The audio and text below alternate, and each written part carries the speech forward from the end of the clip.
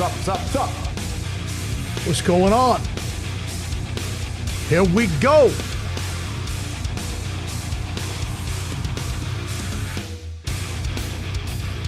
It's heated up, man. I'm just gonna get riled up since we're a little bit late. Someone said potato.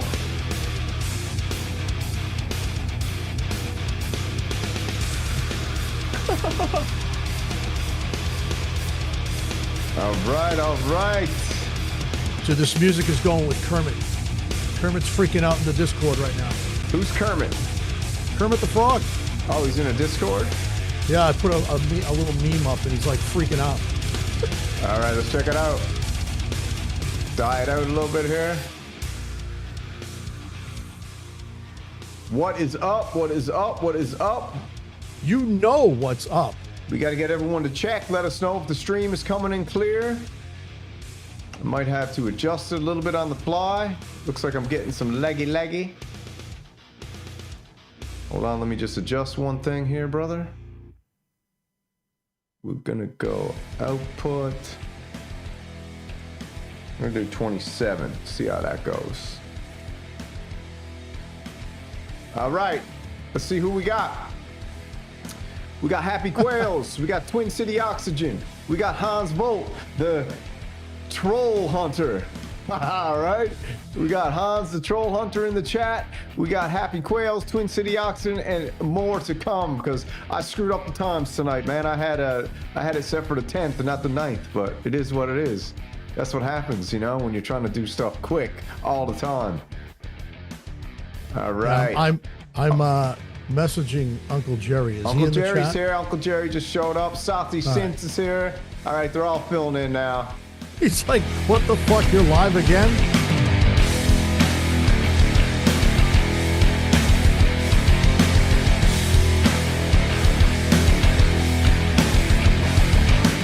All right, welcome to the Synth Fighter. Fashionably late, a day early if you're waiting for a notification. And right on time if you're us. So that's the way it is. That's how it goes, man. So listen, let me get all this geared up real quick. What's happening, my brother? Well, you know, I finally got my baby in the studio. Oh, damn. I thought you had that little gremlin coming, or the gizmo. Oh, Gizmo's coming. Oh. I think they're delivering him Friday or Saturday. Sweet, man. So I got the little dude. He won't be in the studio for a while though, because he's teething. So we don't want him chewing on my wires. So this is a proper puppy. Oh yeah. He's a real puppy. Yeah. Sick, dude. Nice, man. I'm excited. I think he's going to be your little buddy, man. Yeah. I need somebody to hang with at night when I'm watching TV. Yeah, man. He'll chill. He'll be cool. You just hit him with a snack every once in a while and he'll love you. Oh, yeah. I've been watching like training videos and everything because I've never had a dog. So sweet. Yeah. Twin City Oxygen just goes, this is becoming like the Weather Channel. It's on 24/7. Dude, nobody's, I don't know if it's a good thing or a bad thing, but nobody's going live and in the IRL style like we're doing, I don't think. I don't know, man. I think it's cool. I'm having fun. Everybody having fun? Yeah, I think we're all having a good time, man. Because guess what? If I'm out to the coffee shop and I'm just grabbing a coffee real quick, why not pop online, hang out with the fellas and the ladies, hang out with the Behringer bros, the Care Bears, you know, everyone. It's cool, man. Like I said, the Renegades, the analog aristocrats, the vintage vagabonds, the synth wolves, the digi dogs, baby. We got them all out there now. You know, I guess I shouldn't be making categories of people now, should we? was it groups? It's the groups. They're making groups, and you're little cliques. You're so divisive. I just is this for real? I mean, God, I don't know. That's something I heard on a movie one time. It was like, dude, did you posted little red panties in the chat? Did you see what I said? Red? No. What'd you say? I said this isn't that kind of British show, bro. Yeah, that ain't your kind of show, man. That's rated R. All right. So listen, let's get started, baby. We're going to run down the list. We're going to be covering the Ableton move, which everyone might be bored of. Whatever, we'll cover the Ableton move. We're going to talk about the microKorg, which was the microKorg2, which was the thumbnail of the evening. Come on, man. A little shout out to the old decrepit one. And then we're going to do we're gonna be hitting the we're gonna be hitting the Juno X. We got some gas radar. I even added a new segment tonight called Synth Speculation. We'll throw that in about halfway through. I didn't tell you about that one, but I added that one in. All right. And a couple more things thrown in there for a laugh. So we'll get going. But I figured to start tonight, why don't we talk about what you just got, which you just acquired, your own little Juno ditty, did you? Oh, you even got it right there, man. Now I'll tell you, that's a beautiful looking synthesizer, my friend. It is, man. That's pretty. It is. It's nice. I'm digging deep into this thing, and I guess this thing comes with a bunch of packs that I have to download and put into it. So, ooh, I didn't get none of that because I bought mine on the black market. Yeah, but I think he already downloaded all that stuff. What I'm on? Yeah. I factory reset it. Oh, you did? Right off the bat, I didn't even check it. I factory reset it. The boys came in, took the hard drive out of it. Yeah, I don't know. Mine had a ton of crazy stuff. So actually, I think I got to look into it a little more. But like I told you, I haven't been able to use this thing because the hard drive's been missing. So. And what was that thing I saw earlier? That short? It was a short with some dude's face glowing in the dark, and I got another email. I got another talking like this. Yeah, I got another email this morning, and that was in there from the three. What was it? 3 Synth Alliance or something? 3 Machine Alliance or something? Yeah. I can't remember what it was. I was like, screw it. If everyone wants to get on in the action, man, we'll let them all in on the action. What? But wait, that's a project name of mine. So they stole my name. That's interesting. Or maybe you stole their name. Oh, Yeah, we don't want that to happen. You ever think of that? Because that dude's scary, dude. His voice and everything was like, if you guys creepy. haven't seen it, maybe we'll play it a little bit just to get everyone hyped up for episode 3, the Juno ditty. But like I said today, I was talking to a few people, and they're like, they said, Samurai man, you can't go making that Juno ditty series. That's going to hurt your channel. And I was like, oh yeah. And they're like, another guy goes, you can't do that series, man. That's going to like throw off your algorithm. And I'm like, oh, yeah, okay. And then another guy goes, man, you can't make that series, man. That's not synth topics. And I'm like, oh, yeah, okay. And so I know it's going to throw off the algorithm. I don't care about the damn algorithm, man. When are people going to understand this? Well, listen, I just want to make one thing clear. I ain't got no Diddy juice on my new Juno X, okay? So That's true. You sure about that? Oh, yeah. You saw me. I unwrapped it, man. It was sealed, signed, and delivered. Yeah, that's true. Yours was in a black gig bag, wasn't it? Who knows what that thing's been? Well, when I took it from the dude's house, the guy was like, dude, make sure when you get home, you factory reset that immediately, because I've been having weird phone calls. There's been weird people showing up at the house. And there was a note. Yeah, he was like, there was a note left on the door, said, we want the ditty. And he was like, what the hell is he talking about? And so he was like, dude, when you get back, just do me a favor. So he had no idea it was it was covered with baby oil at one point. I don't know. He said, dude, the knobs are a little greasy, but that's not me. And I was like, all right, dude, cool, man. I'm out of here. Sloop. Took off, got in the car, peeled out, went to some weird coffee shop, rolled in. I rolled into the coffee shop, right? I was like, I'll grab a coffee on the way home now. So I rolled in the coffee shop, can't remember the name of it. Walked in. It was like a coffee shop / quasi bar, right? Yeah. Rolled in. Everybody looked like they were zonked. Oh. I was looking around. I was like, what the frick is everyone doing? Like, looked at the lady. I was like, was this in New York or?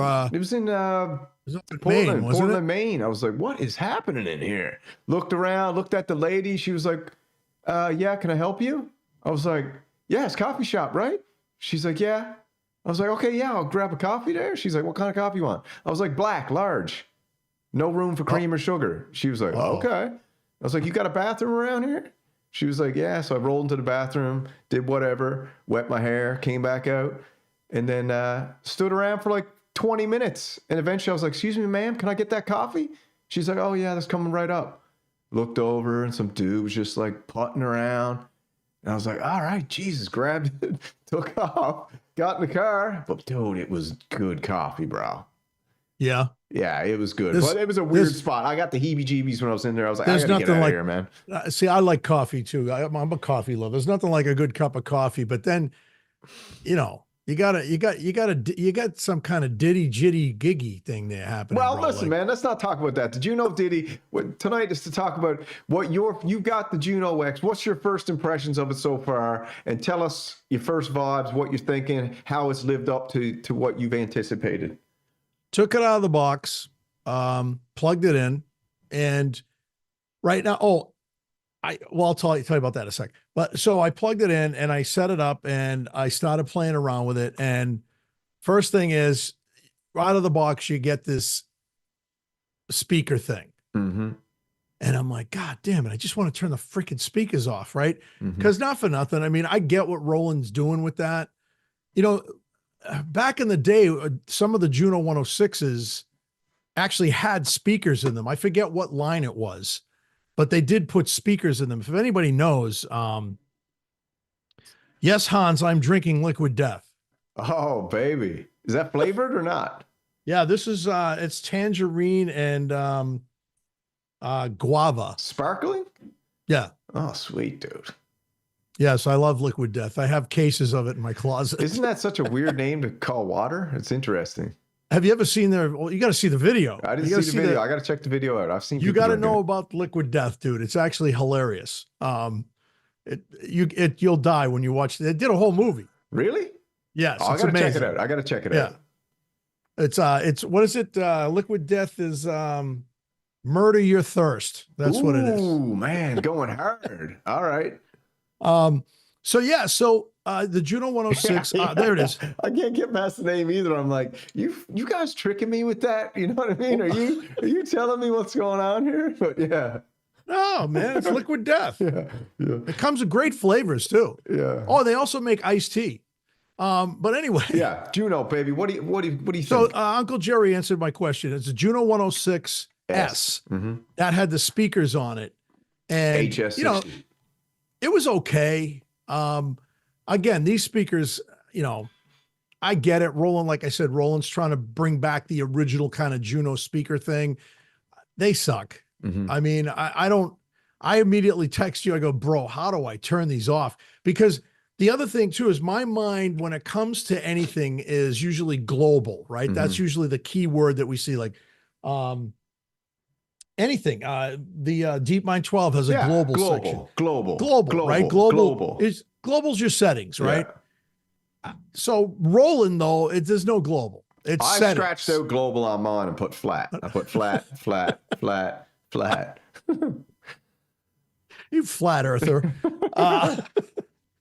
But anyway, yeah. So I when I texted you, I was like, oh yeah, I kind of had a feeling it was settings. Because I haven't, and the Juno 106 didn't have a menu like that. It was just had a screen on it with digits, and that was it. You knew your patch numbers, and that was it. Mm-hmm. So finally got the speakers off, hooked it up, and first patch, I just sat there and I went, oh, you're home, baby. Welcome home. Welcome home. And there's the whole patch list is the bank is just Juno 106, Juno 106. And I'm telling you, so the original Juno 106 didn't have an arpeggiator. And that was one of the things, like, I guess the Juno 60 had an arpeggiator, but the Juno 106 did not. And that's what a lot of people were bummed about when that came out, that synth came out, and it was less expensive. And I think that's because they cut corners on it. Mm-hmm.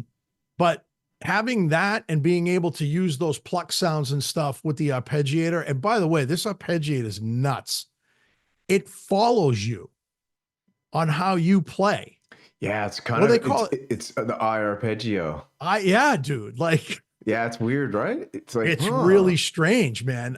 Cause I was messing with it and I'm going, sometimes it goes without you. Yeah, it just starts doing shit, And I was like, all right, this is going to be a lot of fun to play, Yeah. You had some good stuff going earlier today. Thanks, man. I probably bored a lot of people. No, you didn't bore, man. Listen, you're never boring, all right? Knock it off, bro. It was entertaining. I loved it. I loved hearing the sounds. It was cool. And I didn't get a chance to do like the stuff that you were doing, like the sound effect stuff. However, I did during the show, I did hit that button you told me to, and that brings you up to modeling and basically, editing the sounds. Mm-hmm. That was kind of cool. So I said, all right, so now I can get in here and get a little deeper and stuff. I love the fact that you could just do an initialized patch, just like on the Hydra. Mm-hmm. And if anybody was watching, I don't know if you knew this, but I at one point jumped on the Hydra and the Osmos just to see how everything. That's one thing about me when I bring a synthesizer into the studio. That was cooking. I want to know how they live together and how they react with one another. Because synths are odd, man. You know what I mean? It's a synth chemical reaction you got to figure out. It really is. Yeah. You got to figure like, okay, so what sounds good with this? Yep. I'm going to be honest with you. It was jiving with the Osmos, bro. Oh yeah, man. And the Hydra. The Hydra. Yeah, baby. That ribbon controller at the end, man. Oh yeah. That patch is crazy. I'll send you that patch. Yeah. I actually made that patch. That's friggin' nuts. But real quick, I had the weirdest. So the weirdest thing ever happened to me was when I brought home the Matrix Brute. Mm-hmm. It didn't fit. It didn't fit into anything I did. It was really weird. And so I had to like change my whole mind because I sat there and I went, you know, when you sit there and you go, oh, did I make a mistake buying this thing, man? I know. You know, I dropped $2,000 on that, you know. You get that for $900 now, bro. I know. But I had to rethink it. I started really tweaking it. I started watching some videos on it and I said, you know what? I'm going to make this thing work because it's such a robust synthesizer. So you used the brute force with the Matrix Brute. It was like, I'm going to fit it in. Sweet. And I get it now. Like I get where it belongs and where it fits in. Mm-hmm. And that's one thing about the Juno. It's just, you just turn it on and go. It just fits with everything. And the crazy thing about it that I've found is that it's got such a cool variety in it too. It's more than a Juno. The Juno was just on the cake. If you ask me, when I was messing with it, I was like, man, the Juno is like icing on the whole cake of this thing. It's like, wow. Yeah, it's kind of like the last piece in the studio that was missing. Like, cause I use a lot of, I know VSTs, you don't like those. I use a lot of VSTs when it comes to pianos and stuff. Yeah, now you got the Rhodes pianos, you got the electric pianos, you got the conga drums, you got it all. Dude, that thing's got killer, the killer Roland pianos in it. Mm-hmm. Which, you know, everybody, you've heard them on every countless albums. They're awesome. You know, but you know, Twin City Oxygen had said something. He said, do you think this is more of a gigging synth, like a playing out synth? And I'll be honest with you.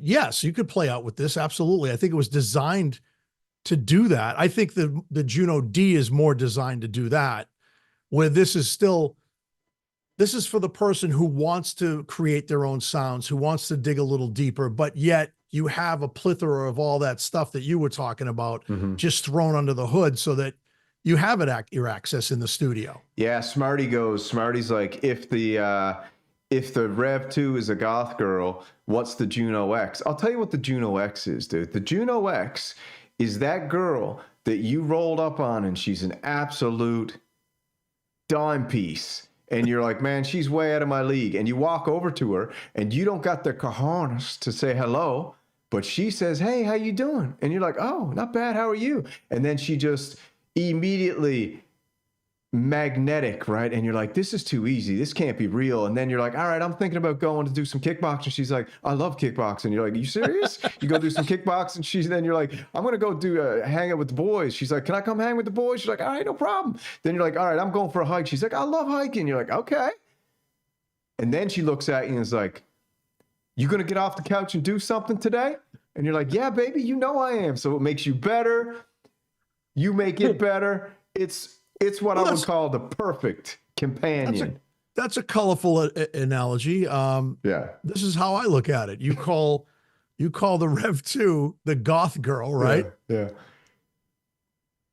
I call the Juno 106. So it's the goth girl. So it's like you got the death metal girl over here, right? Yeah, and the goth girl over here, and then over here you've got Van Halen, California Love, right there. Ooh, okay. Because we got all the colors. Okay, so we're talking like a pinkish bandana with a little bit of a perm and some leotard. Yeah. Yeah. Okay. Cool. That's cool. Yeah. Little 80s. Yeah. Little 80s. Little like call me video style. Yeah. You know, it's a little 80s kind of. All right. Cool. But she hangs out with the goth girl. Yeah, they're cool because they know what's up. Now, see, that's one synth that I didn't play with. Which that one? With the Juno? Was the Rev. So I know it's gonna be nice. I'm interested. Because- I'm interested to see how you stack these up and get it going. So, are you happy with it or not? I am. Over the moon? Yeah. I said today I think everybody should have a Juno X. I mean, I think everybody should have a Juno X. Why wouldn't you have a Juno X? So the thing is too is I just, the price that I paid for that, my wife was funny. She's like, where is it? She comes in the studio. She's like, where is it? Mm-hmm. It's like right behind her. She's like, where is it? I go, it's right behind you, right? She looks at it. She's like, okay. She wasn't impressed? No. And I go, but you don't understand. I go, this is like something that I had. This is an original, better than the original, I think, although the original was analog, but it's better. It's still better than the original. And the other thing is, so she goes like this. She goes, well, I explained to her, I go, well, I sold like $800 worth of gear.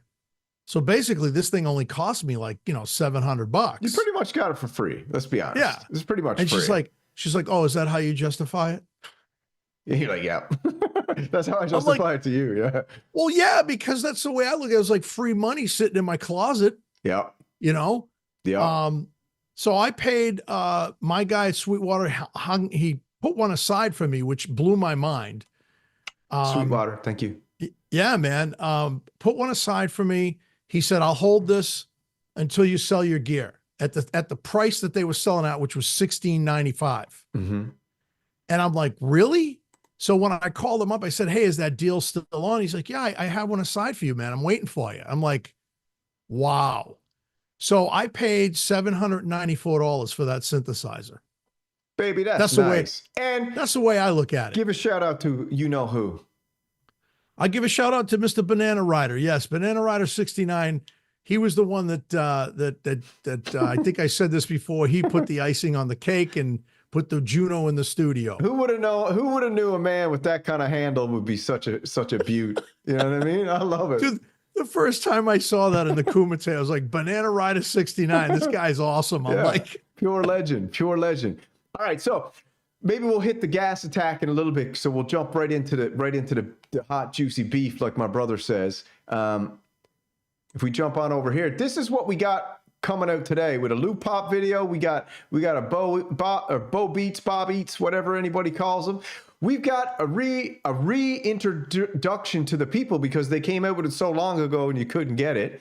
And now they're coming out and saying it's in production, ready to order, I do believe, maybe. Didn't they just come out with one that was crystal? Yeah, they came out with the crystal, and then now they're bringing out the black and they got like a gray, a black, and a white. And I'm not sure if they're different prices, but I'm curious what people think, because I had a chat this morning when I was at the coffee shop doing a live stream, and some people were like, man, I'm very excited for the microKorg. It was one of the greatest. I think it's Korg's most selling synthesizer, or greatest selling, whatever you want to say. People love it. Yep, they say it's an absolute workhorse, a beast. I had one. Yeah, so this one's got 8 voices. It's got, what do we got here? Let me see if they got any specs right on the shot. Main specs. I had a gold one. You had a gold one? Oh, yeah, the gold one. I remember the gold one. Where's the freaking specs? Product information. Sure, you got to click to a whole new page. Nice.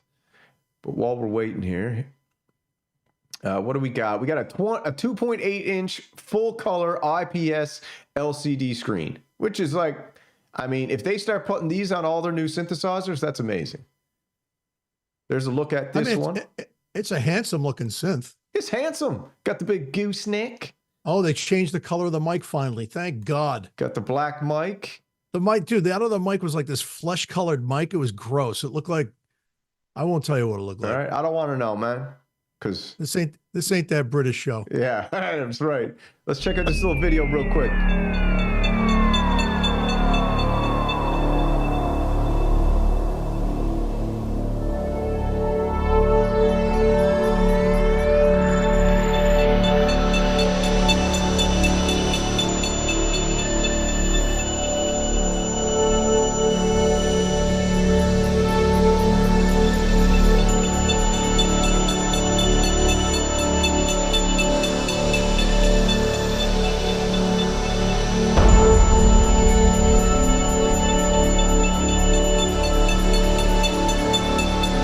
right, that's a little teaser, a little pleaser. Hans Volt says he can't stand synthesizers with music genres written on them.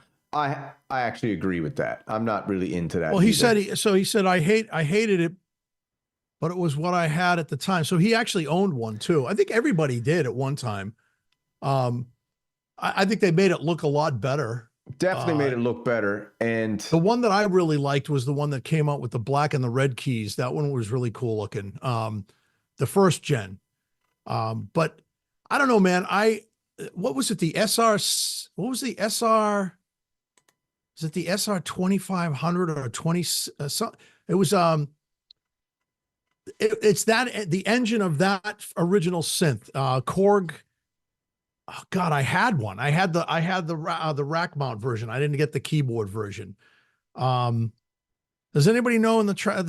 It was the KORG. Started with an S? I think it was. Keep thinking. 37 keys, bi-timbral, single, 8 voices, dual, 4 voices, vocoder, 4 voices, hard tune, obviously modulation, all the effects that all the Korgs got.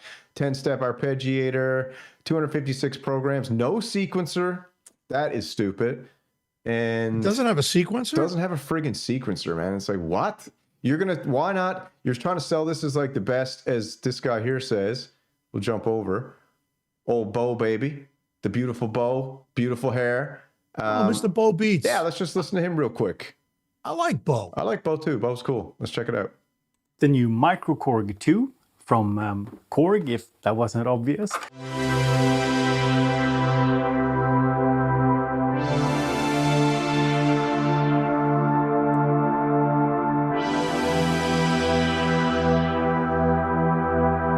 And it is the follow-up to... The screen is nice. That is a nice size, nice color, nice clear screen, man. MS-2000. MS-2000, yeah.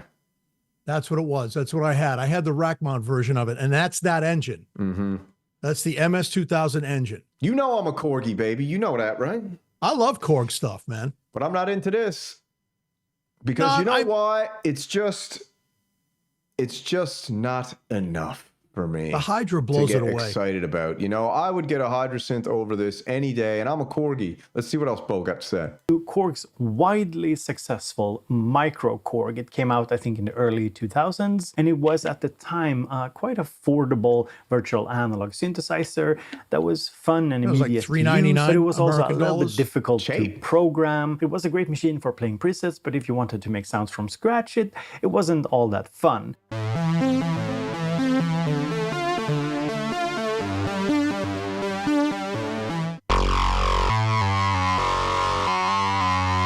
Oh, that's very digital.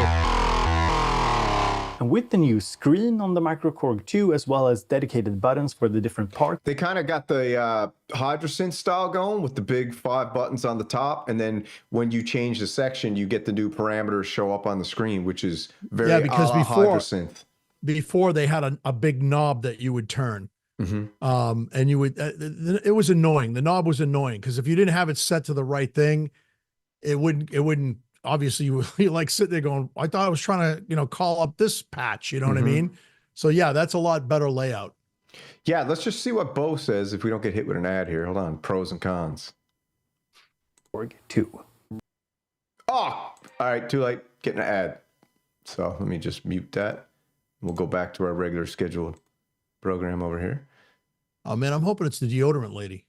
I got something going on. I got to clear cache now because there's no videos even show up anymore. It's just black screen. It's weird.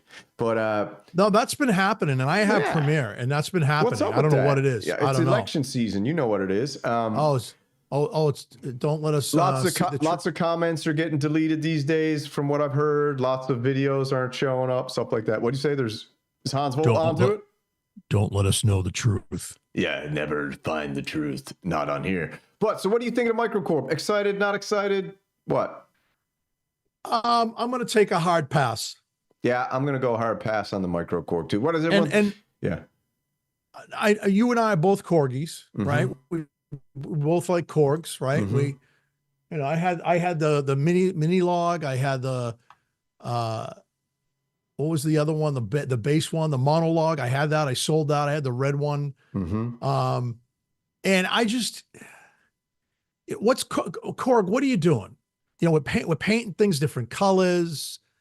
You know, I come out with something that's gonna bedazzle us like you did with the even, you know, not for nothing, but even the what do you call it? The modules of the OP6 and the yeah. I was like, nice. That was cool. Because Yeah, they that was brought them really out, cool. they doubled all the voices in them pretty much. Yep. They added a couple extra features, and we're like, dude, if I could change out my Korgs for the Tower of Power, I just I'd have do a it rack. instantly. Yeah, I do it instantly because it would free up so much space, and you still get all the power. And to be honest, the problem is both of us have those, and we'd lose mad money on them. yeah, I mean that's the crazy thing about Korg; it just devalues itself to no end, and it's like, I mean.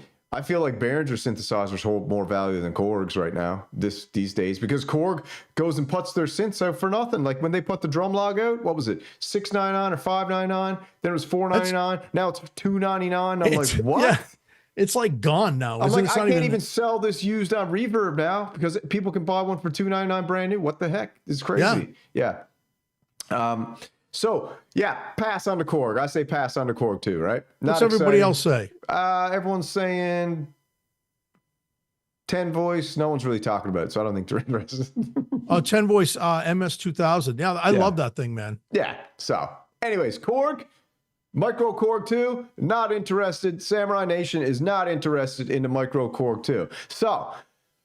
Let's move on to this little one because this one was interesting. I think you think it's interesting. Check this little baby out. I watched this and I was like, huh. Now, I don't understand this, but I think the tech is something that we should keep an eye on. Yeah, pass that junk. You're out of here. Next up, roli. All right. So did you see this little I did. This little beauty, the roli? I mean, when you look at it right there, you're like, that's nothing too impressive. The roli airwave. Looks like something you hang your headphones on. Yeah, $299. Hang your headphones on it. It got a bunch of what the hell is that? Pairing apps. Your intelligent practice assistant. So you can it's got that thing on the video where it can show you if you're playing in cadence with the rhythm. You can pick up this little thing that roli brought out with the keys light up for you and show you where to push when you're playing a song. Well, yeah, and the thing about that keyboard too is that one actually is MPE. Yes. I don't know how that feels, but other people say it's really nice. It's right up there with the Osmos. Mm-hmm. See, I never liked the roli rubber. What they call the roli? Oh, the roli seaboard. Seaboard, yeah. Yeah, but did you ever see? You know, listen, it belonged out sea. Okay, they should have shipped the thing and sunk it. All right. Did you ever see the dude play Jimi Hendrix on that thing though? No, I had one. Oh, you did? The mini one. Yeah. Didn't like it? I brought it back like the next day. All right. If you don't like it, then I don't like it. Dude, it's these guys that play this thing, they tweak it to you got to tweak the shit out of it in order to get it to play right. Mm-hmm. It's a whole new learning curve. Yeah. Other people are going to be like, oh, you don't know what you're talking about, ECHOKRAFT. It looks like a carpal tunnel machine, if you ask me. Seriously, dude, I hated it. Yeah. You know, I ain't into it. I could play that thing. It's expensive too, man. Yeah. I could play the Osmos with no effort at all. It's awesome. And no sounds. It comes with no sounds. So why would you ever get a roli seaboard instead of an Osmos? It does come with their sound engine. Their sound engine, yeah. But you have to buy all the other sound packs to go with it. I did anyway. I trashed it. I didn't like it. Well, what do you think threw of it this? out. I think it's silly. roli Vision, Airwaves infrared technology reliably tracks all 27 joints in each of your hand at 90 frames per second to give you precise real-time feedback on your playing. Now, I think you might powered by music intelligence. So we're getting into Airwave is the first new product to take advantage of our latest technological breakthrough, music intelligence. Based on the 5 keys of sound, sight, touch, vision, voice, music intelligence unites current and future roli instruments into an expanding ecosystem of creative expression, blah, blah, blah, blah, blah. So let's just check a little intro video here. See if this sparks our curiosity.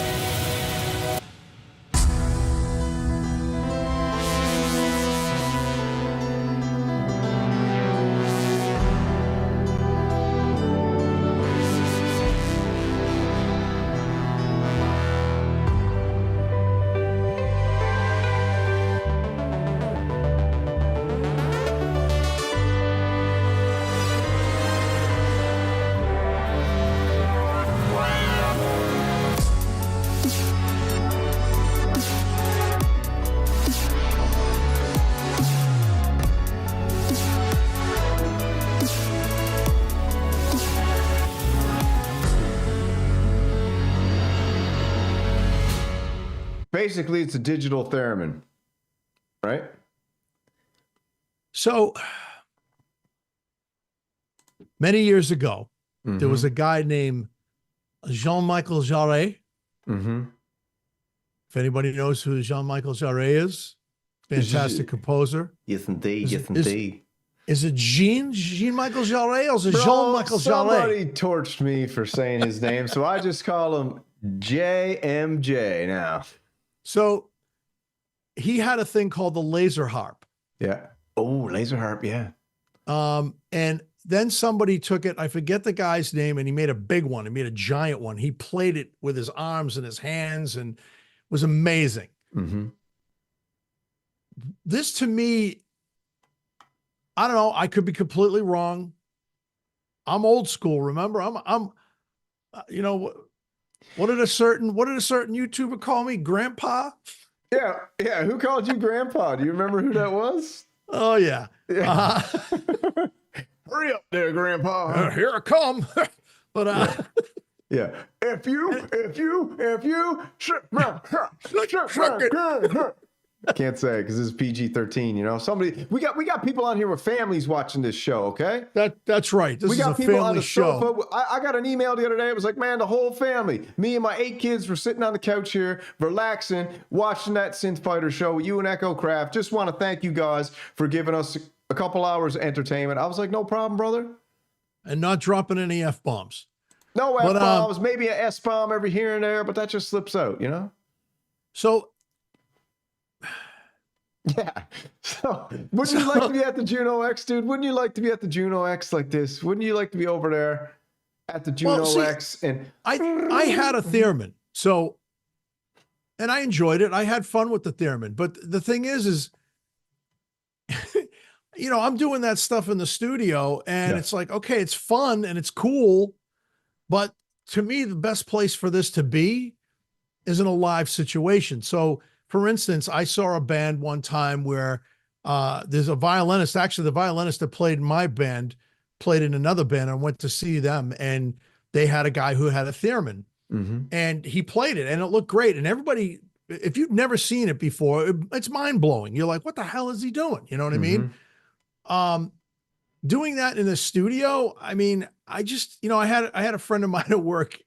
My friend Brian said to me, he goes, yeah, man, the theremin's cool. He goes, but can't you get those sounds out of your synthesizer and play it with a key? You know? And, you know, the Hydra has a theremin in it. Theremin sound in it. Yeah, the Wave State does too. Yeah. And one of the patches I got. But I don't know if you've ever seen this guy. I can't remember his name right now. He uses a Nord. He uses a Sub 37. He uses Roland drums with his feet. And yeah, I've seen that guy. Yeah, Merzog. He's got the theremin, I think it is. And he uses the theremin like an absolute ninja. Just like, he does it good, but you said live.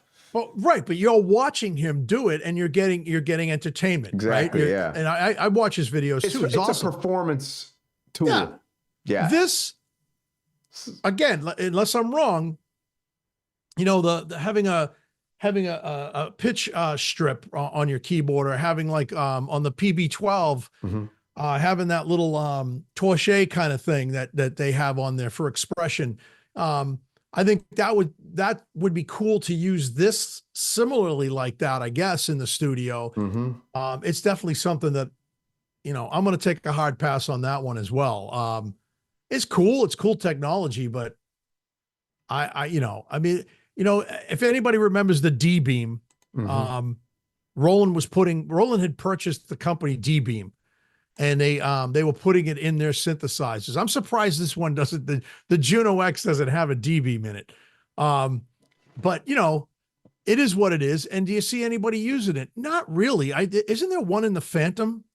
Could be. I don't know. I don't know much about the Phantom, right? I'm not really. Yeah, I think there's a D-Beam in the Phantom. And what the frig is a D-Beam? Please explain. So a D-Beam is an infrared beam. So it's got 2 lenses, and they kind of go like this. Yeah.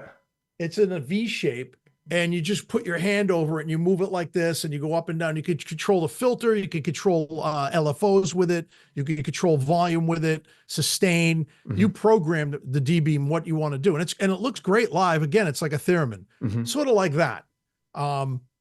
Yeah. There was a I'm ring not- too. Someone came up with a ring too. Did you remember that? When There's that the came ring. out? I've seen the ring. The ring yeah, that you it's- kind of do. Okay, so listen, man. What are we gonna do? I guess we're can gonna we- start doing this. Is the roli airwave a yay or nay? Can we just stop? Yeah. What do you want?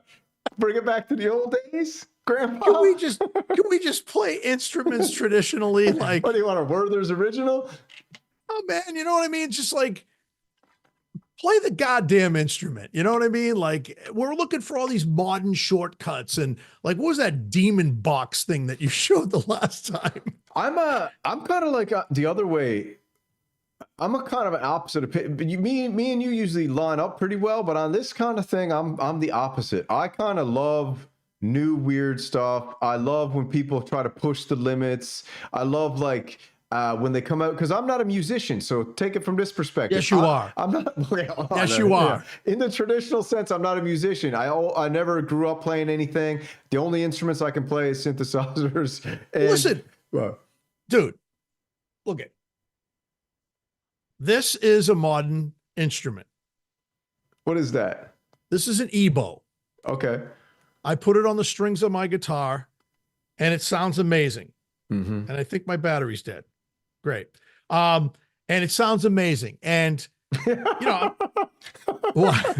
Machines One goes, back in my day, we had to work 15 jobs for one synth, and we played them.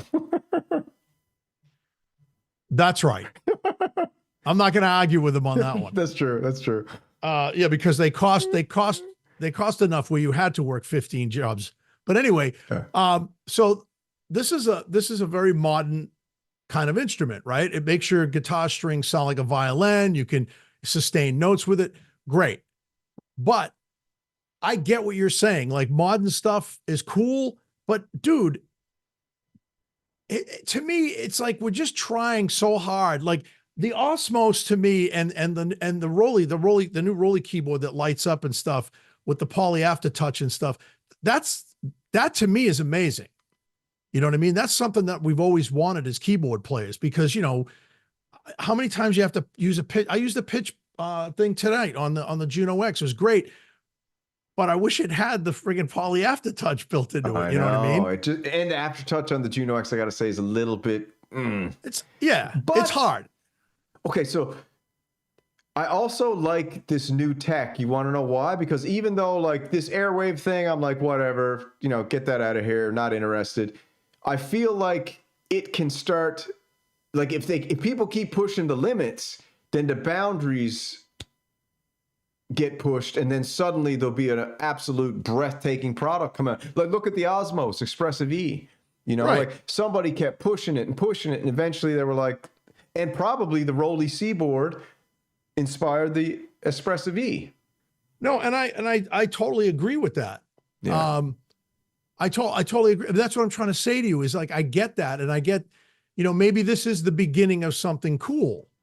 But I don't think me purchasing something like this and sitting down and moving my hands and like, you know, creating string sounds.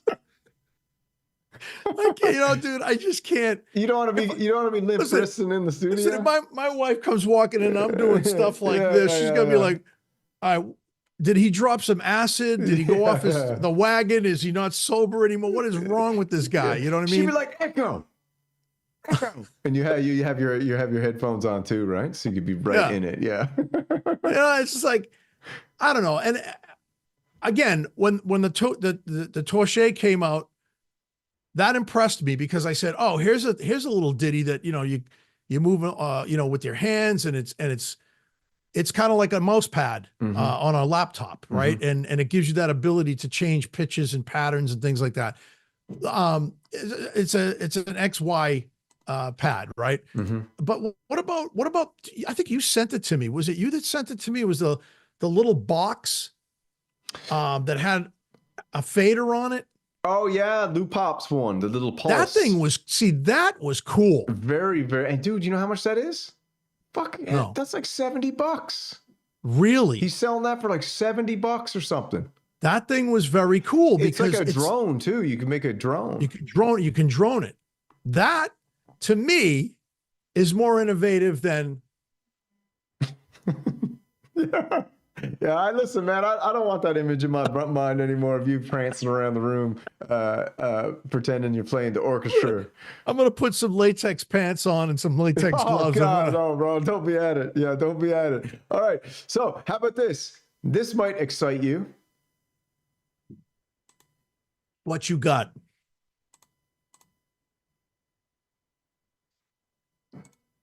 Yes, this thing's cool.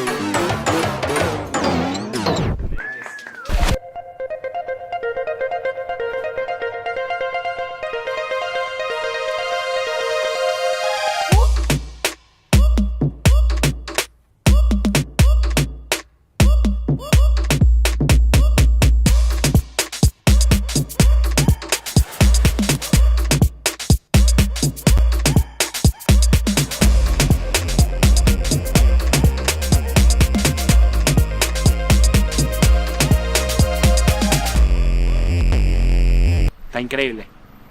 ¿Estás viendo este tamaño? Anyway, get the idea, right? Yes. This is the Ableton push or Ableton move. So the first one, they got the Ableton push. Now they got the Ableton move. Bye MPC. That's a question that we'll have to talk about later. You know, a guy told me to keep it the other day. He said, keep that MPC. It's going to come in handy later. And this guy apparently worked in areas of expertise that potentially see into the future. And I think he saw me doing something pretty special with that MPC when he looked into the, what do they say in the business, the looking glass. And he said, hey, bud, hold on to that thing. I promise it'll be worth it. So I got to keep it now.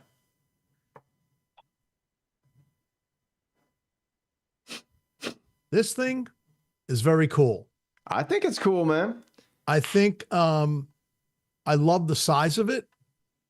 I love the fact that you can go and edit the waveforms, sample directly into it. You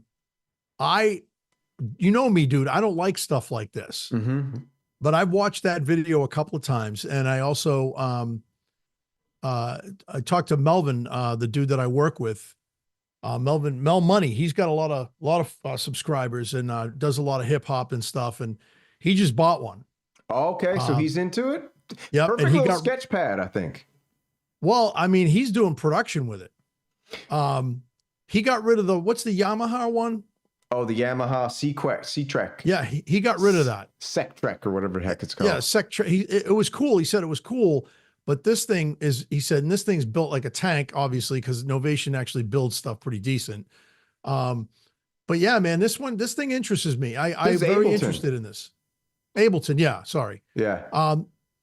This thing it's very interesting to me. I think it's cool. Just check out how they make a beat. Hold on. I don't like. Oh, go ahead. No, go on. No, go ahead. Let's just see. This is 5 minutes. You tell me. I don't know if I want to watch 5 minutes of this. Do you? Hans Volt says keep the MPC and use it. Yeah. How do you know I'm not using it, baby? Listen, this is what I got to tell everybody. You know, that's funny when you do this stuff. You know what's funny when you do this stuff? What? I'll just read the comments. What are people saying?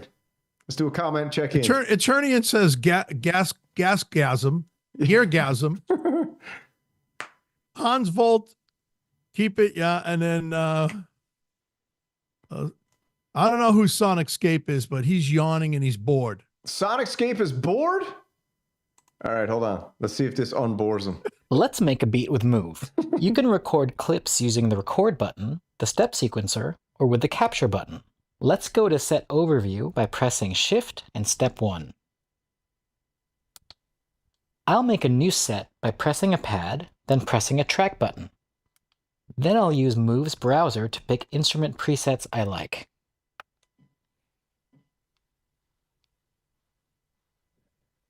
I can adjust the tempo of the set by holding Shift and step 5. Okay, we and get it. adjust Let's hear the the beat. tempo. Let's hear the beat. Come on. Shift and step Where's the beat? notes to the sequence Where's the beat? by selecting the pad and then adding the steps with the step He buttons. sounds like AI. It is AI.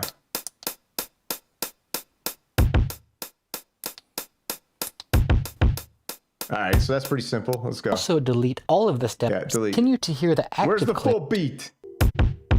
There we go. I like what I just played, so I'm going to capture that in the clip.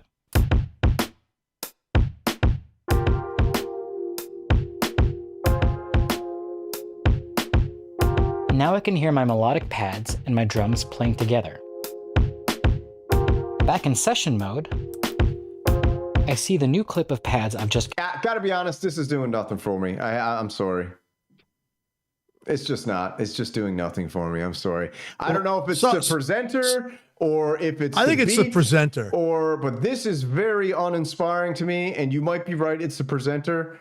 Well, dude, do you remember the first one they came out with? They did that weird loop, and they're like, and you can create drum tracks. And they're doing this weird loop, and I'm going, that's not even a drum track. Like, what are you talking about? It was very weird. I think they could have showcased this a lot better, and maybe once people get their hands on it, we'll get some better demos in the wild, because I feel like they demoed it very poorly. But on Sonic State, Hans Volt said now he's bored. Yeah. On Sonic State, they did, or Nick Bat had the Ableton boys in there with him. I don't know if you watched that. It was like 30 minutes. And that was decent. That showcased it really good. So if there's any video out there to watch to kind of get an idea, it's to go to the Nick Bat one on Sonic State. It was like a half hour. So that's cool. I have no gas for that, but I think it's cool. I think it's a pretty decent little machine. You got gas and it's for not this? and it's not that expensive. It's like $4.99. What about this? The hell is it? Oh, the OB4 John Lennon Mind Games edition, $1,000. come on, dude. Come on, man. What is wrong with this company? I swear to God, they do this shit just to piss people off. Yeah, I kind of like the hurdy-gurdy machine, but everything else just seems like a mega grift, you know?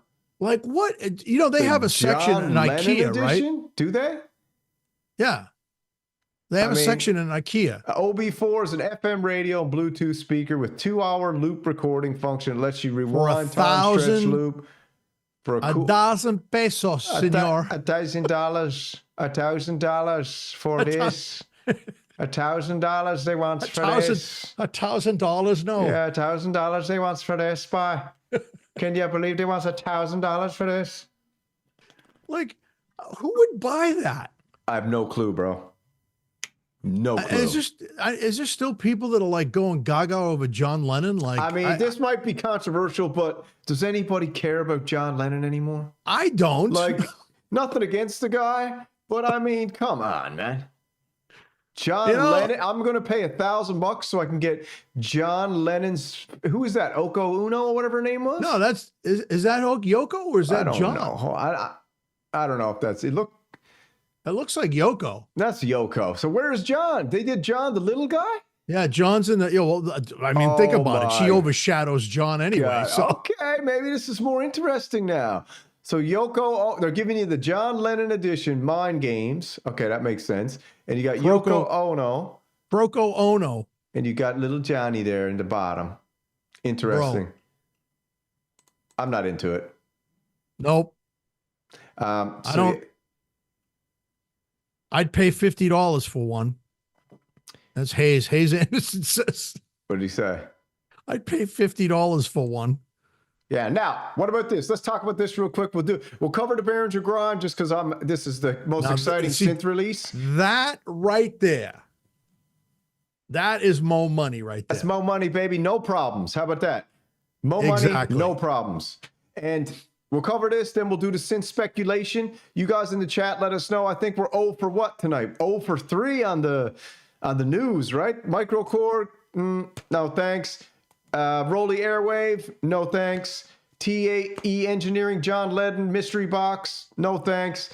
So finally, we got to a friggin' company that brings the goods nonstop. What's up? Hold on. Juno X. Yeah. Juno X brings the goods. That's the highlight of the show so far. Juno X, and we got the Juno X-Men team building fast. Uncle Jerry's ordering his right now as we speak. Uncle Jerry's ordering his. We got DJ Wojtek just got his. There's someone else who got a Juno X. Synth Punk is going to buck the trend and get a Jupiter X, I think he said, in May. Yeah, that's what he said. That's what he's saying, but I don't know. We'll see about that. All right. I You think ready? he's gonna get a polygroup. What do you got? You ready? Yep. All right. Let's talk about the grind. The Behringer Grind, pre-order at $169, semi-hybrid or hybrid semi-modular synthesizer. A total surprise. It goes with the Behringer Crave, the Mother 32 clone, the Edge, the DFAM clone, the Spice is on the way, which is the Subharmonicon, and then they brought you this absolute behemoth of a synth for, let's talk American dollars, 199 American dollars. Easy peasy, no problem. Anybody on planet Earth can get their hands on this thing with a little bit of elbow grease, and it's powerful as heck. Yeah, man. Big sound on the little box. It. Big sound, little box, looks beautiful. Yeah, I love the colors. I even heard the biggest Behringer haters saying that they like this thing. I heard Jade Wee say her and all the Care Bears are jumping on board now. They call them the Care Bears, the female Behringer Bros. Who? Care Bears. Yeah. The Care Bears, dude. And you spell bears, Behrs. Oh, okay. You get it? All right. So we got the Behringer Bros. You got to welcome the Care Bears in. And we got the British listen, Behringer Brothers. There's tons of synth people out there that are women that are amazing. 100%, man. 100%. That's why I meant to, you're saying Jade Wee, right? Jade Wee has jumped on board of Behringer, and in her video, she even said, you know what? Maybe it's time for me to jump on board of Behringer now because this is awesome. And then I heard the other crew on the other side of the pond, the people who hate Behringer like nobody else, also said this thing is awesome, and they pretty much all said they're buying one. And I know a couple people behind the scenes who are secretly getting this thing. And guess what? My mother called me the other day and she was like, did you hear about that Behringer Grind? And I was like, how'd you hear about that? And she's like, everybody's talking about it back home. And I'm like, all right. She's like, you want one for Christmas? I'm like, yeah, for sure. So if my mama hears about it, dude, it's popular. It's on everybody's radar. And what are the specs? Let's check it out. Just to give everyone a recap. 24 oscillators, digital, including 15 of the mutable instruments, plats, plates, floats, however you say it. 16 voice polychain capability, but I don't think anybody's buying 16. Are you going to get 16 of these? That would be insane. Dude, could you imagine? It would be insane, dude. 16 of them polychained. Just have like a wall that kind of like bends in like. Yeah. Like, you know what I mean? Yeah. Kind of like the Tonto, just like a Tonto style synth with just grinds on it. Yeah. And dude, that would be incredible. Yeah. I think if someone went and said, if they took all these units and was like, man, I'm just going to go nuts and get a ton of edges. Listen. You got a dual. Patch Dog. Okay. If you're listening, you get us 16 of those and we'll do a special show just on that. We'll polychain them. The Samurai and I will be in one room and we'll do a special segment on 16 grinds. Listen, get us 16 grinds. You know Behringer don't give out gear, dude. How dare you? You never know. Behringer says we ain't giving out gear because we're giving you synthesizers at the price they're supposed to be. I don't want it. I don't want, just set us up with it. We'll do the video on it. All right, yeah. How about this? We'll fly over to Hong Kong or Germany or wherever you got these hidden. We'll walk in, you just plug them all in. We'll turn a couple knobs, see how it sounds. We'll have Patch Dog play the riffs. Yeah. And we'll patch stuff in. Yeah. And then that'll be the ultimate renegade team. We'll bring over to Airwave.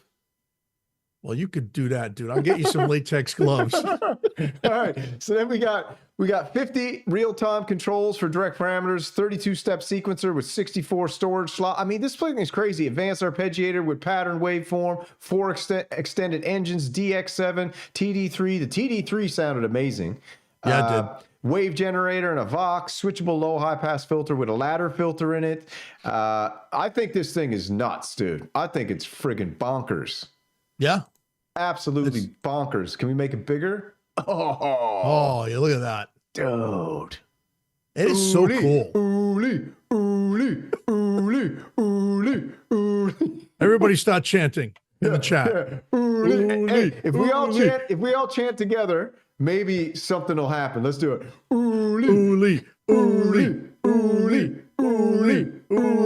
All right. We love let's you. see. We love you, Uli. We love you, Patch Dog. We love every employee at Behringer, and we love the Behringer company like nobody loves it. All right? That's right. Yeah. Well, hold on, because we got the Behringer brothers across the pond. Yeah, shout out to the Behringer brothers across the pond. You got the Behringer bros in the U.S. You got the Behringer brothers across the pond. Those guys are cool. Shake hands. We are all synth renegades. And if the Behringer bros want to come on to Synth Fighter and chew it up with me and ECHOKRAFT, all you do is hit me an email. I've been tagging them a little bit in the links, but you know, they're big time now, so they might not. Yeah, they're awesome. Yeah, they're cool dudes, man. And they love Behringer, and it's cool. And they're right on. Dude. They got a What good I vibe. thought was really, did you see that thing that they did? They said if Behringer could come out with, and it looked like one of, it was an effects unit that they, like you mentioned it. You said if they could just come out with an effects unit just for keyboards, and it looks kind of like the Grind and the Edge series, and it was green. Remember, it looked like actually looked like the Mantis, the colors. If they could do that, if they could come out, I think what would bring this whole friggin' thing together is if they came out with the Spice and then they did a standalone effects box that all of them could get plugged into. Like 4 aux sends, you know? So you could patch them all in, put reverb on each of them separately. Chorus, delay. Throw it all. Yeah. Ring mod, throw everything. Put everything you got into it, Uli. That would be awesome. Put your back into it, Uli. You know what I'm saying? Let's get that happening, man. I'd be into that, dude. I think, you know totally. what? I don't know, man. The way I'm feeling now, all pumped up looking at this grind, I might actually just go on a crazy Behringer buying spree. I might. I don't know. We'll see. If I could get the Edge today, I would buy that. The Crave. Yeah, you got to get an Edge. I'm going to get an Edge, man, because the Edge just looks friggin' so awesome, too. It's Show pretty. it. You got it unplugged there? Hold it up. You got one? No, well, yeah. Hold on. Yeah, let's see it, man, because I think that purple is a beaut. Hold on. Yeah, let's see it here, man. Let's see what's going on in the chat while you're doing it. Oh, yeah. Look at that, dude. Isn't that pretty? Oh, that's beautiful. That's what the color the Rev 2 should have been. This thing's got weight to it, too, If the man. Rev 2 was that color, they would have sold probably 4,000 or 5,000 more.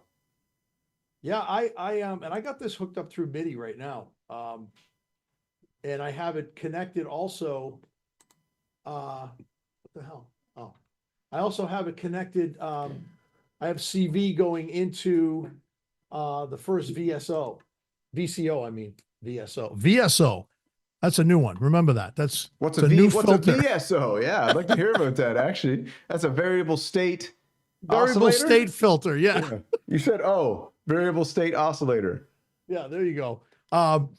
No, right now that's what I have that going into. And I get some really weird sounds out of it.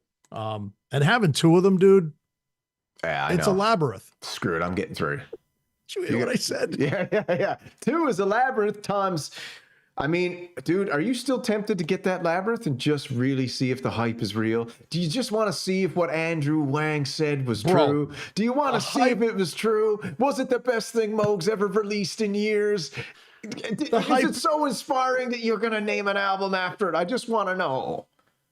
No, the hype isn't real. Who owns one? I don't know. I don't know who owns one. And guess what? I don't see any more videos about them. So I don't either. I'm like, wait a minute. Because it was a joke. Yeah, it's a joke. And we'll say it to your face. The labyrinth what's the 2 dudes? They just did a video. You sent me the video. A video on what? On the Muse. They Ricky, not Ricky, Venus Theory and Ben Jordan. Yeah, man. Dude, did you hear that story? He was down in Asheville. Asheville got nailed, man. Those right now, I feel bad for anybody in Florida too right now, man. this hurricane's worse than Katrina. They're saying. Yeah, wait till the earthquake hits California in a week. It's bad, dude. Yeah. But anyway, that story he told, Ben Jordan's like, dude, I would have been grabbing like a sub 37. I would have been grabbing. It's like I would have loaded my car up, man. He goes, I like Ben Jordan and Venus Theory. Yeah, I think they're pretty cool dudes. I think they got a breakaway civilization going on. No, they do. And they were talking about the proton and the neutron. Really? Yeah. Behringer Bros? Behringer Bros, son. Man, there's a lot of people coming out of the closet. A lot of friggin' Behringer Bros coming out of the closet. And those two guys are super talented dudes, man. Like, yeah. I've been watching them for a long time, but I remember a lot of people there for a while were ragging on him. Then Ben was going to give up his channel, and there was a whole bunch of weird shit going on. But yeah, I think they go through what everybody goes through, man. Just sometimes when you get so much burnout, you get so much heat. And the boys were doing it old school style where they're heavy editing. Both of them look like they're super talented and probably have a little bit of a perfectionist touch to them, which got them to like the crazy level. Like everything they do is like perfect. Oh yeah, and their studios are amazing. Unlike Ben bought a friggin' farm up in a mountain. Yeah, and built a studio. Like so I mean, they got a synthesizer breakaway civilization happening. I think they broke away from the synth mafia a long time ago. That's my opinion. I think so. Because that video that they did was straight up live. They were drinking bourbon. Yeah, they were playing with the Muse. What I thought was really cool, because I know they're PB12 guys. Yeah. Right. But what I thought was really cool, the Muse shit the bed a couple of times. It locked up on them. If anybody, just get that out there, show them that video, dude. Like if you can, if anybody, let me pull it up. It's really good. And they go deep into the Muse. It's a long, what's it, over an hour and 80, it's almost 2 hours. You got any timestamps off the top of your head? Probably like 5 minutes in. All right, hold on. Let's go. We'll do Ben. It was on Ben Jordan Live, I think, right? Jordan Live. Ben Jordan Live. All right, here we go. So that's interesting. So he divided his channel up to live. All right. There it is. Hold on, I might have to ad. I'll probably friggin' run on this for sure. Oh, no ads. Nice. How do I get that chat out of there? But like they were just chilling and like, it looks like his kitchen, dude. Like they were. Yeah, let me jump on over here. All right, let's see. Switch screens. Here's the fellas. To get my backpack, my camera, all the video equipment, recording. Dude, I can't do loop up voice. That's what he got caught up in the storm. So he got caught in the storm there, yeah. And on his way over? Apparently the Moog factory and the museum got annihilated, dude. Really? Which is sad, yeah. Yeah, that's crappy and unlucky. Yeah. But man, I'll tell you, the Muse is a beauty though. Isn't it? It is. It's a beauty. No, and they say a lot of good stuff about it, but they also rag on it. Which that's what I enjoyed that, because I'm like, finally, we have one in the wild, because as far as I'm concerned, that's in the wild. He pulled that thing with a wet box, dude, out of a flood. Okay. All right. So let's see. Where do we want to start here? Maybe we'll just start right here. And then like full beans. Yeah, that would come really in handy on like basses and yeah. They go through and all it the is patches. bitimbral, so in case you're not aware, I'm going between two layers here. So if I am playing this, I could play just one layer with the VCA. So this is one part of that patch. And then this is the arpeggiated bit. wow. That it's kind of funny how much it does have in common with the polybrute. All right, now stop it right there. Another one that's like. And I'm very glad that you played that, because there were some people who we won't name names. Yeah. What I loved it. These two guys own polybrutes. They're playing with the Muse, right? Yep. They're at Ben Jordan's house. They're playing with the Muse. And what did he just say? They have a lot we in common. We can see the commonality between the two, right? Mm-hmm. The other show that we won't mention names. Yep. So they're completely different, and they're not the same. Yeah. Why would you ever think about, you're going to say, I'm trying to make a decision to get a polybrute or a muse. How could you ever compare the two? And it's like, because you can, because they're both in the same price range. They're both friggin' nuts. They both sound amazing. They both got tons of features. They're both at the top of the food chain when it comes to tech. Exactly. Like, are you serious? And that's what I love about what these, and don't play the whole thing, because I want to get into this new thing that you want to do. But hey, guys, check out this channel. Check out this. Yeah, that's a good video, man. 2.5 hours. I'll probably watch this later on. It's a really good video, and I love the fact that they go through everything. It gets locked up. They don't complain about it. They're just like, why is it doing this? Let's figure it out. And I thought they did a legitimate review, and I thought it was pretty cool. Yeah, man. Shout out to the boys. What do you think of this here? I had this pulled up. I didn't know what you thought about this. Oh, the wing is nice, man. Yeah, this is the new wing compact. It's the new wing, yeah. The wing rack, the wing BK. Yeah. And I mean, it's still pricey, but frig, man. Like, if I could get my hands on one of those. See, I mean, it's from what I understand, it's really a live rig. It's really used for, bands playing out and stuff. But I guess you could incorporate it into a studio. I play to an audience of one. I play live to myself. Dude. Wasn't Kate listen to your stuff, man? No, bro. Oh, only if I like bring it down and show her. Yeah, my wife doesn't listen to any of my music unless I'm singing. But everyone thinks I'm crazy. I've never listened to anything I've ever done on monitors. I've only ever listened to anything through these headphones. John and I were talking about that the other night, and we were like, what is wrong with him, man? Like, and they're not even Bluetooth. So like, I'm always tethered to the mixer. So. I'm like, he needs a pair of monitors. But I kind of like the coziness of the cans. But, dude, when you hear room sound. Yeah. Like when I did the demo today with the Juno X, and I had it going through the OBS, right? Yeah. I was playing it through my monitors. I didn't have headphones on, and it sounds freaking amazing. I mean, I got in-ear monitors now that I'm using for the show, but I mean, the only time I use these is when I do the show with you, or if I'm doing a drum track. That's the only time I use these. Someone's like, I need a KeyStep Pro or an Oxy One. I got a BeatStep Pro. Listen, I just like, I don't need anything to create a really cool jam. I got everything I need to create a cool jam. Like I was telling you the other day, I got the Juno X. I don't know if you can see this. You probably can't. Hold on. Can't. If I go like this.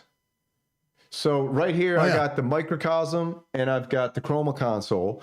And I got the Juno X running into the chroma console and then into the microcosm.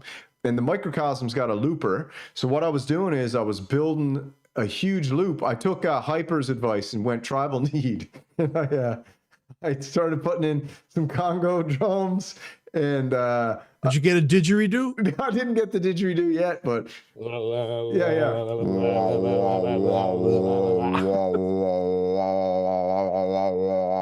I actually have a didgeridoo on my Osmos. Yeah. So anyway, so I did that there, built this huge loop with it, and I was like, man, and then it created this crazy soundscape just with the Juno X and these two things. Now, if I add in the Corgis and the rest of these beauties, we're cooking with gas. Where's the Hydra? The Hydra is over there on the floor. Because I need a rack, right? So I told you I'm reworking things at the minute. The Juno has replaced the Hydra because I'm getting to know it and learning it and stuff, right? So yeah, okay. And I wanted to do a demo later because someone asked me to run the Juno through the microcosm. So I was like, all right, I'll get it all set up and I'm dying to hear that. Yeah, and I'll do that. It's pretty cool. So yeah, so that's that, man. So the wing thing is cool, but like you said, it's too expensive for me. I think the cheapest one is like $2,300 or something. Yeah. 1,900, 15. Well, it's funny. You'd be surprised, like the people that use this, the original wing live. It's a big thing. It's big with live bands and stuff. That's why everybody's like, Juno's, Behringer's cheap stuff, man. It's like, dude, there are people out on the road. Look at, what was it, that band? that uses all it's a Pink Floyd band that uses all Behringer gear. Yeah, Pink Floyd cover band, all Behringers. Yeah. I know, man. Crazy. I bet you more people use Behringers than people even know, right? It's just like, come on. Okay, let's cover this topic because I thought this is a cool one to interact with the chat. This is going to be the synth speculation segment of the show. Oh, now we're going to speculate, are we? We're going to speculate. We covered this a little while ago, or I did, maybe you did, maybe we did it together. I can't remember. This is here. I think you did it. This is the 50th anniversary of Sequential. 50 years. I'm not going to go through the timeline stuff because we'll just do a little interactive thing here. The 50th year of Sequential. Do you think that they're going to release a synthesizer in the 50th year? They kind of have to, don't they? I don't know, man. They discontinued the Prophet X, which is a crazy hybrid synthesizer.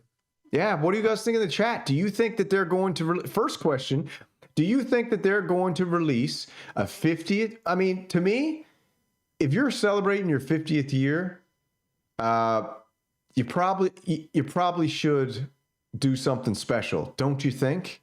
Well, yeah, and like also 25, 50, if you make it to a friggin' 100. Well, you know, if Dave Smith was alive, there would definitely something big coming out. So I don't know what they're doing, and this has been up for a while now, for a couple of months, the 50th, right? Yeah, and we're coming to the end of the year. So is this year the 50th or next year? No, because it says 50 years, right? It says it right there, 50 years. But this only came out. You think they would have come up with this in January?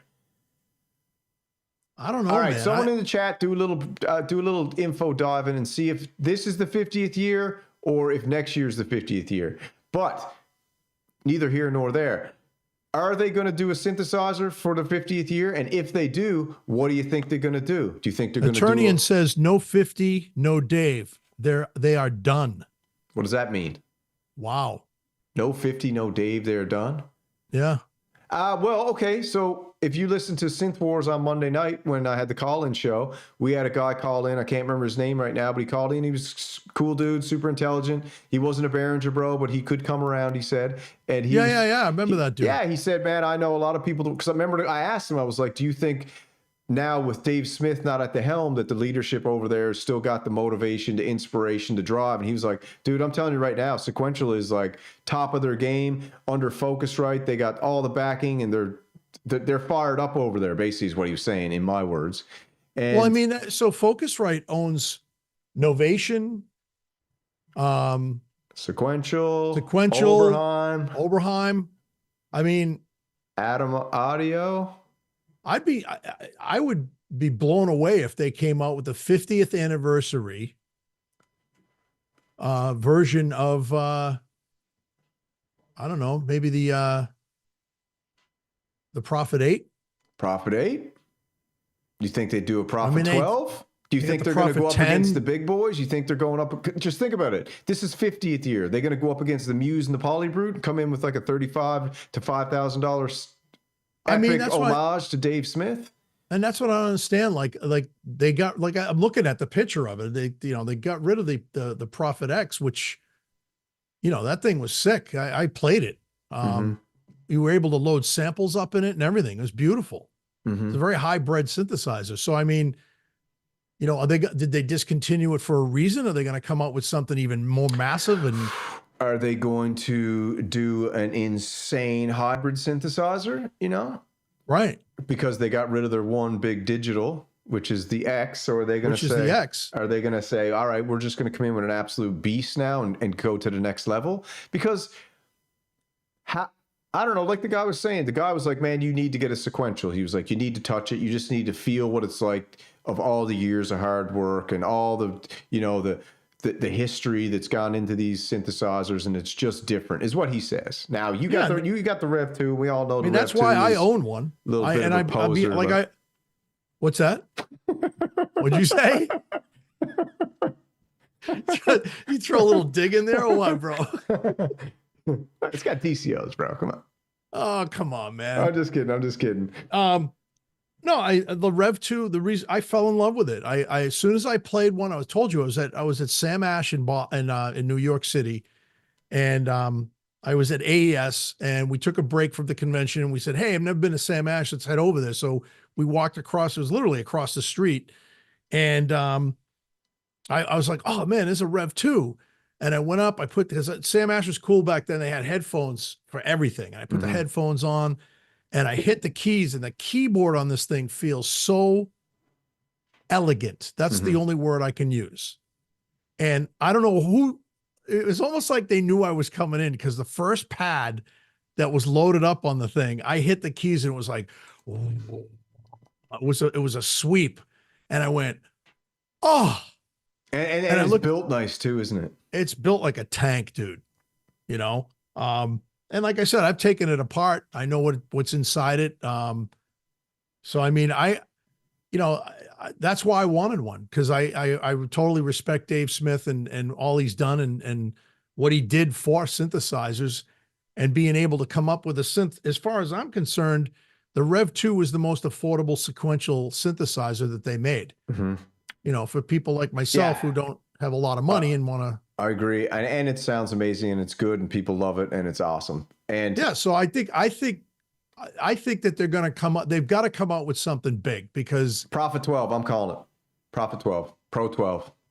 I don't know, man. Pro 12.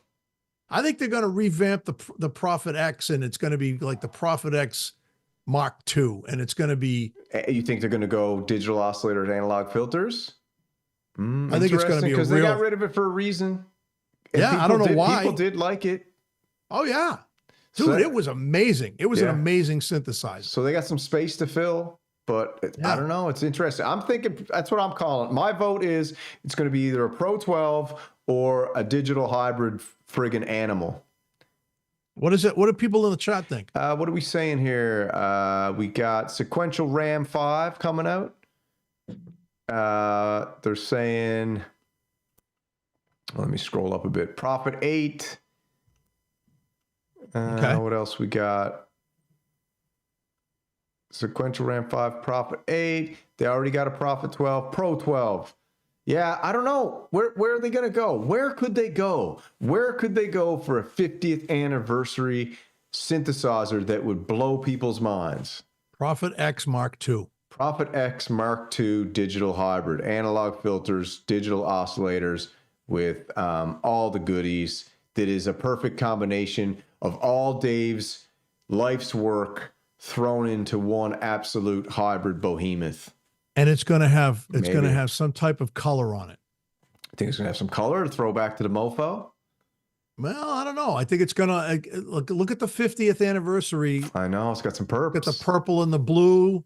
Ooh, let's see if we can go. Let me just click this here and just scroll through this, see what we could be looking at, because we might get some clues here. Oh, that's kind of cool. They go. I haven't been on the Sequential site for a while. That's cool. Yeah. It's showing everything when it's first started. Yeah. So we'll just roll through. That was the sequencer that he built so that you could use it with a Moog and stuff. That's pretty cool. 1974 to Model 600, first ever product, 16-step analog sequencer. We keep rolling. We've got 1977. He met up with Rick Wakeman. Rick Wakeman from Yes. All right. So we'll keep rolling. 1978. That's when they slammed it with the Prophet 5. Look at the piece of wood on that. Dude, that's thing, man. friggin' gorgeous, the Prophet 5. Beautiful. That is friggin' gorgeous, isn't it? It is. It's beautiful. So groundbreaking analog synthesizer that everybody was into, 78. Then we jumped to 81. We got Hall & Oates dropping the big hit with the Prophet 5. We roll up to 81. Then we're coming in with, what do we got here? The Pro 1. Sequential Circuits. Oh, yeah, I remember that. Pro 1 monosynth. Another great. Look at the lines. It's crazy. Yeah. Cool. And then we're rolling into 1983. We got Thriller featuring the Prophet 5. Keep rolling. 83. We got the first public demo of MIDI. Very cool. Worked with Roland's founder, Ikutoro Kakikashi. Yep. Right? Two of the boys. That's cool.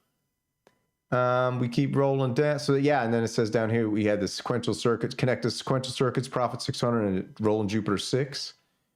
Roll down, we got 85, another song featuring the Prophet 5. A lot of Prophet 5. Then we go here, we got the Prophet VS. I remember the VS. Yeah, the Vector VS had synthesis. those spongy buttons on them. Yeah, little spongies. And then Look at the colors. yeah, looks good. Because that was around the same time that like the Poly 6 was out, right? I'm not sure. Like 86? Yeah, pretty Probably. sure. And then probably with and then we roll down here. We got 2000s with some more singing song stuff. Then we got, this is when Dave gets the company back. Yep. Right? And Dave he Smith. came out with the... And then he just sham-bammed everybody with the Mofo, the Tetra. The Mofo was cool, man. Yeah, the Mofo X4 is very cool. The big one. Yep. And what else has he got here? Mofo, Prophet 8, the Evolver. The Evolver, yeah. Then we keep rolling 2009. Trent Reznor does a solo. Look who that is. Yeah, very That's cool. my boy. Trent, baby. 9 Inch Nails. And we got Dave Smith gets an award for MIDI. And then 2014, Taylor Swift. We don't care about her. And then 2018, blah, blah, blah. So this is the history. Are we getting any clues? We got the Prophet 5. Remember the Prophet Rev 5? Yeah, four? when that came out, that's a sweet synth, man. Dude, Big so money, maybe though. they're going to do Prophet 5, Rev 5? Or maybe they're going to bring back the 8. Would they bring back the 8? So I don't know. I'm not really getting any clues there. 50th anniversary, Prophet 5, that's a 5. And then if they do a Rev 5, that's 5. So 50th anniversary 5, Prophet Rev 5. I don't know. Eternian says Prophet 12, Rev 2. Prophet 12, Rev 2, I think is where they're going to go. Because you got the Polybrute and the Muse right now. And you got the Groove Synthesis. You got all these big cats. Oberheim, OBX8. It's time for Sequential to, put it out there again. Yeah, I they got to do something, man. I think so too. But see, so Solid State Drive Prophet X would be dope as well, he said. Yeah, that would be cool. Cool, man. Some cool ideas. So who's going with the Prophet 12 Rev 2? Prophet 12 Rev 2. I'm going Prophet 12 Rev 2. I'm going Prophet X Mark 2. Prophet X Mark II. I'm also going for another choice too to add. I'm going Prophet 5 Rev 5 because I think the 5 is a special number. Okay. And it's their most famous synth. It is. And 50th anniversary 555. Oh. That's what I'm thinking. That's what I'm thinking. And other people are kind of on the same board. I know that Synthpunk said that he's hoping for a Pro 3 Mark II. How many voices on the Pro 3? 8? 3, isn't it? 3? Yeah. That's it? 3 voice, yeah. Mono synth. Boo. Yeah. I don't even know if it's 3 voices, 3 voice paraphonic. I don't even know, man. I don't know much about the Pro 3. We got to get him on here to talk about that. See, Uncle Jerry's with me. Prophet X Mark II. Prophet X Mark II. It fills a void. Well, that was their flagship too. Yeah, big void. So Prophet X Mark II with analog filters is probably where they're going to go. But dude, if they're smart, why not just do 3?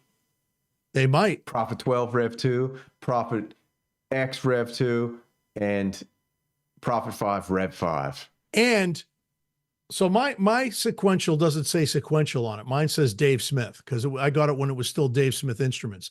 I was at NAMM when he got the sequential name back. That was a big deal. Mm-hmm. It was really cool, actually. So I think it would be cool for the 50th anniversary. It says sequential in big letters on the back, like they always used to do, right? But have the Dave Smith signature on the front.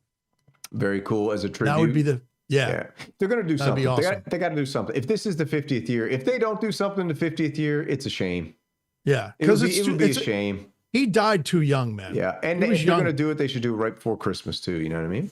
Yeah, that'd be awesome. Yeah, I think that'd be awesome. Very, very cool. So let's get to the last segment of the night, which is a little bit of fun that we had today just for a laugh, and people seemed to enjoy it this morning, was this segment of the Synth Renegade Synth ESPN Draft. All right? So everybody in the chat, throw out there your top draft picks for 2024. No, 2024? Yeah. No, 2025 or 2024. Yeah. So Synth ESPN, the Synth Renegade. This year. Yeah, the Synth Renegade Draft. everybody in the chat is obviously a synth renegade, but a lot of people out there don't even know who the synth renegades are. But who is the top draft picks, the top prospects to be entered into the synth renegade draft for first, second, and third round draft picks? So let me ask you. Yeah. So are we going to do like a section of like X synth mafia or just everybody combined? I was talking with Hans, and Hans was like, you know, maybe it should just be, we all just go scouting around and find channels that are like really awesome, low subs, and then we just get them on, and we're like, man, check out this channel. It's absolutely amazing what this cat's doing with the jams he's doing or whatever he's doing.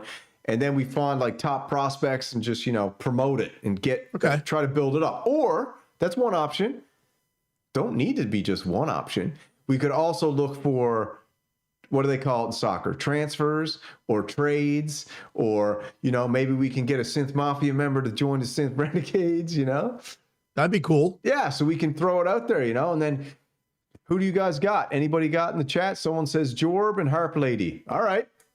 Okay. Harp Lady and Jorb. Now, would they be considered top prospects or trade transfers?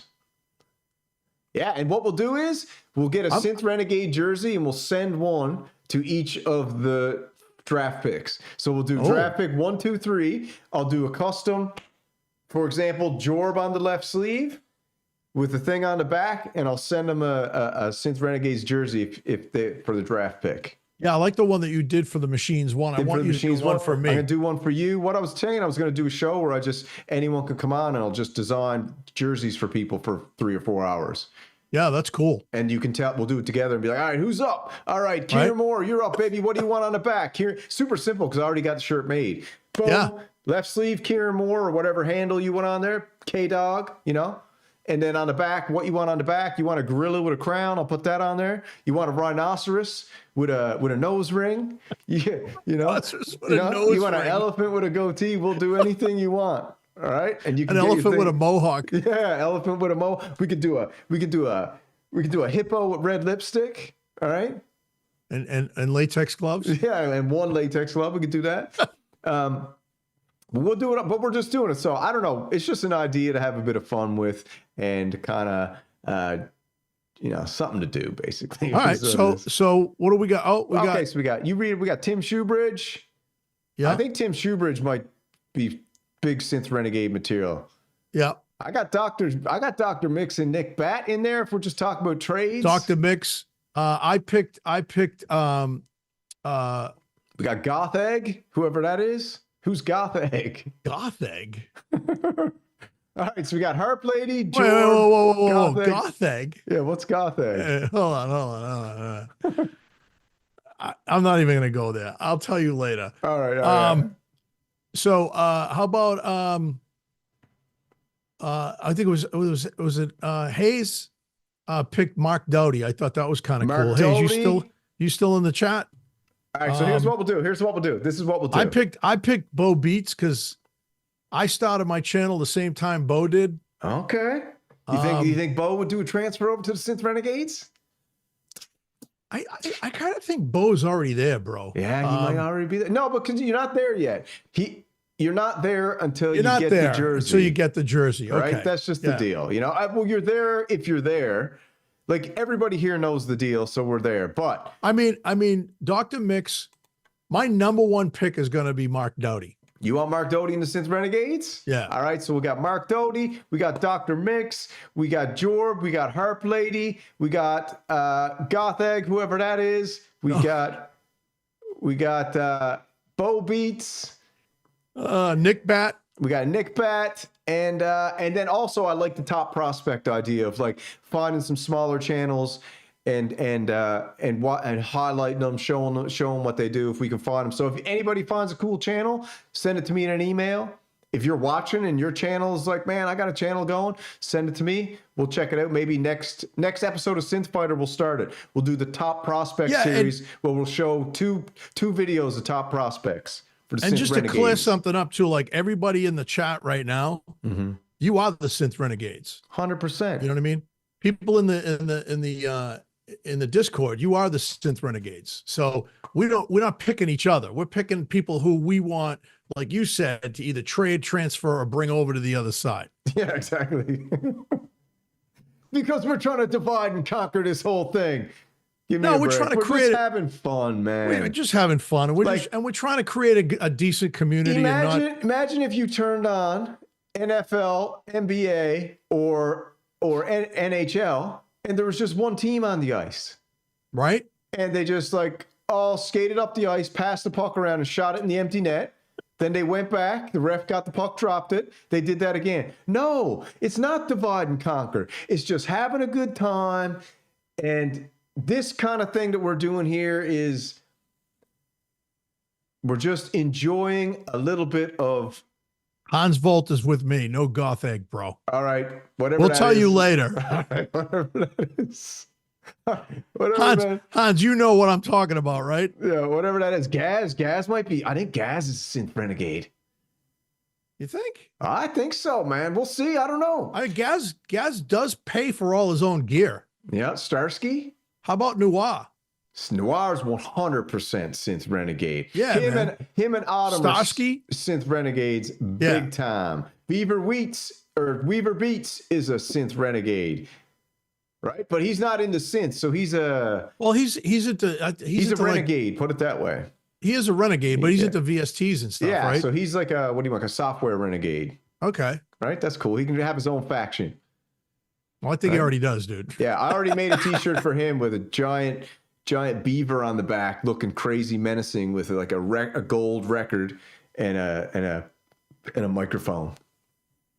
Okay. Yeah, I already made his. I made like 20 already, just thinking. I got respect. Yeah, you got respect. I got respect. Respect to Weaver and all the beavers, okay? Absolutely. Always. I told him the other day, I popped in his live stream, and I was like, bro, I went and checked out some of your music. It's very cool, man. Awesome stuff, bro. But, I'm still a Behringer, bro, and I got to mount up every once in a while, so you're going to have to deal. I was like, and then Dank came after me, so I took off. Oh, there you go. I was like, oh, dang, get out of here, you greasy little weird troll. Ugh. Oh, stinky stank. Yeah, stanky danky. All right, so we'll do that, and I think that's it for tonight. I think we covered all the cool topics, and let me see if I got anything else on the list. Hans Volt knows what I'm talking about, so all right. All right, I got no friggin' clue what you're talking about. Oh, yeah, the British bagpipe. The British bagpipe, I told you. It is what it is, It is what it is, all right? So the British bagpipe. No, and you know something now. If he was Scottish, right? Yes. If he was a Scottish bagpipe, his skin would be made out of haggis. Okay. If he was a Scottish bagpipe, his skin be made of haggis. No, his bagpipe would be made out of haggis. His bagpipe is made out of iguana skin, mate. His bagpipe is made out of something, and it's full of hot air, and I don't want to talk about him anymore. No more talking about the British bagpipe, Don't mention his name. I don't want to say his name because it is in vain, okay? Don't say his name around me, mate. All right, listen. I'm just saying now. Don't say his name around me, mate. I'm not going to, because you don't understand. Don't go saying his name around me, mate. You know, as it fires me up. All right? All right. So anyways, that's the show for the evening. That's me and ECHOKRAFT. Check out Echo's t-shirt site. Behringer Bros. Check out my t-shirt site. You know the deal. ECHOKRAFT.com. Wait a minute. What? Look at Echo sipping on the Ensure there. Is that really? Who said Bro, that? Twin City, man. You rag on my Osmos, and I'm drinking Liquid Death, Poppy, okay? What the frig is Ensure? That's that old man shit, bro. Oh, dude. Ensure. I thought Pedialyte. Isn't it Pedialyte? No, Pedialyte's for little kids, man. I got Pedialyte. Ensure. That's what people think, they can't, like, I don't think it's like you can't go to the bathroom or something. Isn't that what it is? It gives you energy and protein. And yeah, maybe it loosens it up for you or something. Yeah. No. Yeah. No. There's no I'm not there. That's Liquid Death, man. You ain't drinking Ensure. I'm not there yet, Poppy, okay? Yeah. Take it easy, all right? All right. So, hey, Twin Cities, listen, man. I'm organizing a Synthfluencer boxing event. And if you want that smoke, you and Echo can be the first to open the card, okay? So maybe he'll bring some Ensure to that to ensure your butt's gonna get KO'd. All right. I don't want to fight nobody, man. I'm too old for that shit. Yeah. We're not fighting no more. We only synth fighting. Well, yeah, you know, and if you know somebody, listen, I'm Italian, okay? Listen, you never bring a knife fight. You never bring a knife to a gunfight. That's all I'm gonna say. All right. This is some hole to get stuck into here now, boy. So we should cut it off. All right.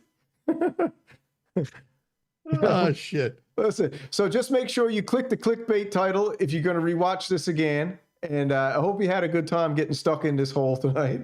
And and we'll be talking to you guys later, man. And Echo, I'll catch you on the back end here real quick. And all right, let's head out with some. What do we got on the tunes here? Good night, gentlemen. Let's see. Ladies.